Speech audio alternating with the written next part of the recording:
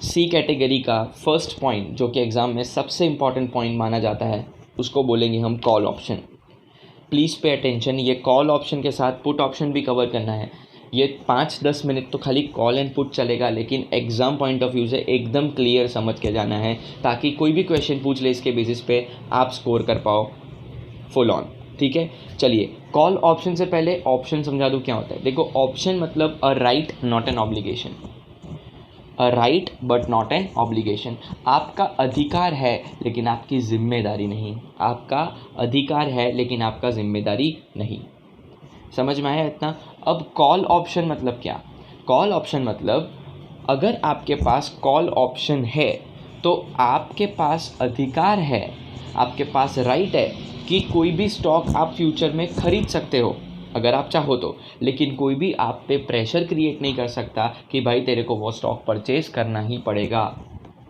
I am repeating, अगर आपके पास call option है, अगर आपने कॉल ऑप्शन ख़रीदा है तो फ्यूचर में आपके पास राइट है वो स्टॉक परचेज करने की, लेकिन आपके पास लायबिलिटी नहीं है, कोई आप पे प्रेशर क्रिएट नहीं कर सकता है कि भाई तेरे को वो स्टॉक परचेज करना ही पड़ेगा। This is called call option. अब आइए समझते हैं, मैंने एक छोटा सा एग्जांपल बनाया है मेरे वाइट बोर्ड पे, ठीक है, इसको समझते हैं ध्यान से। आपको स्क्रीन पे दिख रहा होगा कॉल और पुट लिखा होगा लेफ्ट हैंड साइड पे। जब देखोगे आपको कॉल पे फोकस करना है, पुट हम इसके बाद लेने वाले हैं, ठीक है।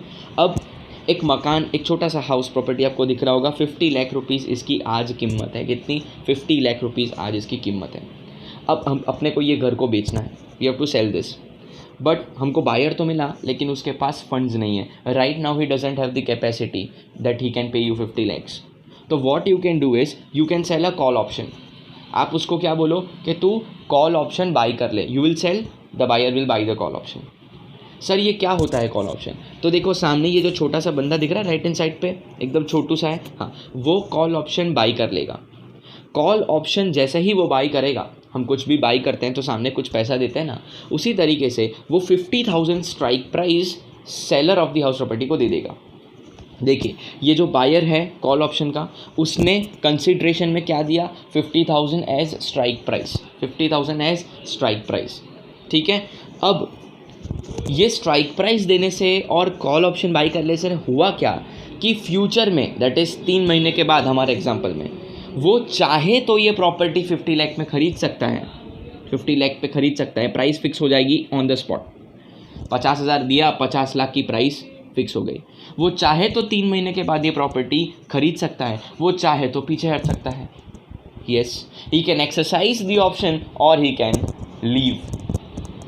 This is what will happen in future. Let us see what happens after 3 months. वो मूवी में होता है ना 3 महीने के बाद, तो देखिए 3 मंथ्स लेटर, आफ्टर 3 मंथ्स नीचे आप देखोगे तो सिचुएशन नंबर 1, वो प्रॉपर्टी का भाव हो चुका है 56 लाख, 56 लाख रुपीज़।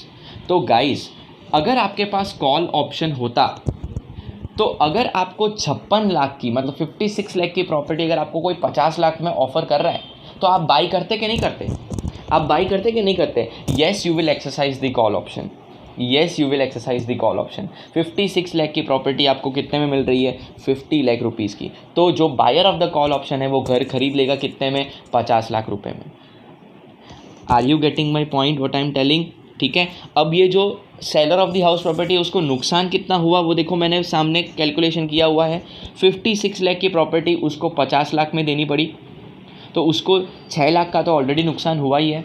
लेकिन क्योंकि उसने स्ट्राइक प्राइस परचेज कर ली थी उसके पास से 50,000, तो उसका ओवरऑल नुकसान कितना हो गया? 5,50,000 रुपया नुकसान हो गया।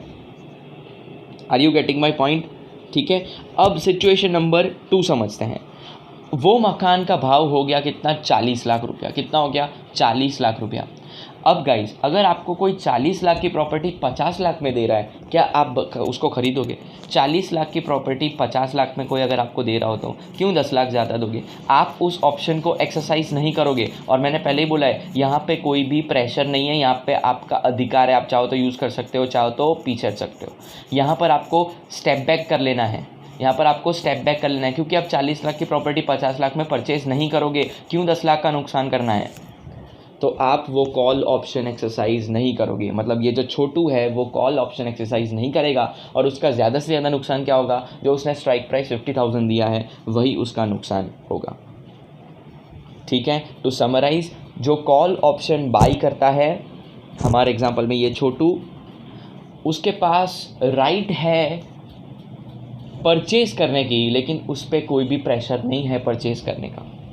और जब भी ये जो buyer of the call option strike price दे देता है तो वो भाव पहले ही फिक्स हो जाता है। हमारे केस में 50 लाख पे ही फिक्स हो जाएगा। अब 50 लाख में चाहे तो ख़रीदे, चाहे तो स्टेप बैक कर ले। इसको हम क्या बोलेंगे, कॉल ऑप्शन। अब इसके बाद हमको तुरंत समझना है कि इन लोगों की डेफिनेशन क्या है। तो फटाफट पेज नंबर 6.7 पे मैं पढ़ता हूँ, देखिए क्या लिखा है। An option that is given to the investor the right but not an obligation to buy a particular stock at a specified price within a specified time period. Are you getting my point? ठीक है, चलिए अब इसके बाद तुरंत अपने को समझना है put option which is on page number 6.9। So I would request everyone to pause the video and come on page number 6.9। अब पुट ऑप्शन कॉल ऑप्शन का पूरा रिवर्स सिचुएशन है। कॉल ऑप्शन का पूरा रिवर्स क्या हो गया, पुट ऑप्शन। आइए समझते हैं पुट ऑप्शन क्या होता है। ऑप्शन तो मैंने आपको बता दिया, फटाफट से ज़रा प्लीज़ रिवाइज कर लीजिए। ऑप्शन क्या था, ऑप्शन था a right but not an obligation. ठीक है, अब पुट ऑप्शन का मतलब ये हुआ ऑप्शन और a right to sell the property और sell the stock but not an obligation to sell the stock. मतलब यहाँ पर आपका अधिकार है, आप चाहो तो बेच सकते हो, कोई आप पे प्रेशर नहीं क्रिएट करेगा कि भाई इसको बेचो।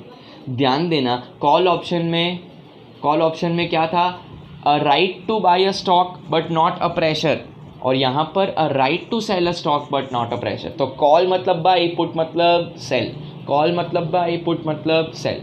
तो यहाँ पर अब हमारी मर्जी है, हम चाहे तो वो स्टॉक को बेच सकते हैं after some period of time, हम चाहे तो स्टेप बैक कर सकते हैं। और हमारे जो एग्जाम्पल है उसके नीचे देखोगे पुट का भी मैंने एग्जाम्पल बनाया हुआ है।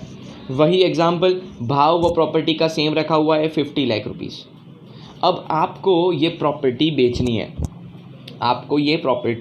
है, ठीक है।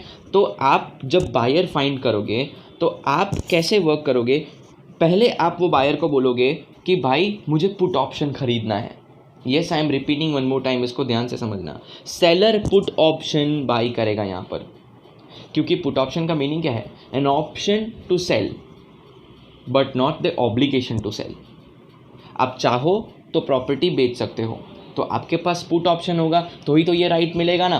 तो आपके पास पुट ऑप्शन होना चाहिए, तो आप कोई पुट ऑप्शन सेलर को फाइंड करोगे। तो देखो सामने एक छोटू दिखाई देगा जो आपको पुट ऑप्शन क्या करेगा, सेल करेगा।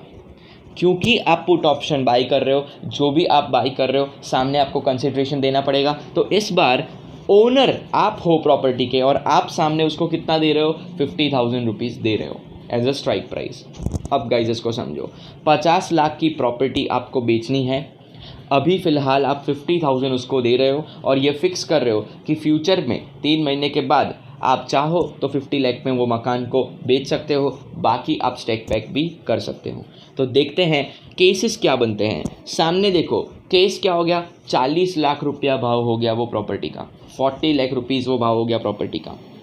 ठीक है, तो अब ज़रा सुनिए, अगर आप 40 लाख की प्रॉपर्टी बेचने चले हो 50 लाख में, आप एक्सरसाइज करोगे कि नहीं करोगे पुट ऑप्शन? यार 40 लाख की प्रॉपर्टी आपकी 50 लाख में बिक रही है, 10 लाख आपको ज़्यादा मिल रहे हैं, आप बेचोगे ना, तो यस आप पुट ऑप्शन एक्सरसाइज कर लोगे और आपको प्रॉफिट हो जाएगा सीधा 10 लाख रुपया। लेकिन आपने पहले स्ट्राइक प्राइस सामने वाले को दे दी थी, तो 10 lakh minus 50,000 that is 9,50,000। You will exercise this option and you will earn a profit of how much, 9,50,000। Are you getting my point? ठीक है, अब अगर केस नंबर 2 देखा जाए तो वो प्रॉपर्टी की वैल्यू कितनी हो गई, 60 लाख रुपीज़। यार अब 60 लाख की प्रॉपर्टी 50 लाख पे निकालने चले हो, ये तो आप 10 लाख का नुकसान कर रहे हो यार। 10 लाख क्यों गंवा रहे हो? और वैसे भी आपके पास तो राइट है, ऑब्लिगेशन थोड़ी ना है, आप चाहो तो स्टेप बैक कर सकते हो। आपने यहाँ पर यही किया, आपने पुट ऑप्शन एक्सरसाइज नहीं किया तो आप स्टेप बैक कर चुके हो। ज़्यादा से ज़्यादा नुकसान क्या होगा, जो आपने पुट ऑप्शन खरीदते वक्त स्ट्राइक प्राइस दिया था 50,000, that will be your loss. So to summarize one more time, call option means an option to buy a particular stock at a particular price after a specific period of time, and put option means an option to sell the stock at a particular price at a particular period of time. ध्यान रहे दोनों के अंदर आपके पास right है, आपका अधिकार है, कोई भी प्रेशर आप पे क्रिएट नहीं किया गया है। आप चाहो तो उसमें स्टेप बैक कर सकते हो। ज़्यादा से ज़्यादा नुकसान क्या होगा? जो स्ट्राइक प्राइस आपने दिया। आई होप आपको ये 10 मिनट जो मैंने आपको समझाई है आपको पूरा समझ में आया होगा। Please I am requesting you all कि इसको वापस से समझिए, क्योंकि ये 2-3 बार समझोगे तो ही 100% क्लैरिटी आएगी। बाकी होगा क्या, अभी समझ में आ जाएगा, दूसरे ही दिन इसको भूल जाओगे आप। सेकेंड डे आप चाहो तो टेस्ट कर सकते हो अपने आप को, कल कुछ भी याद नहीं रहेगा कॉल पुट में अगर आपने एक ही बार सुना होगा। ठीक है,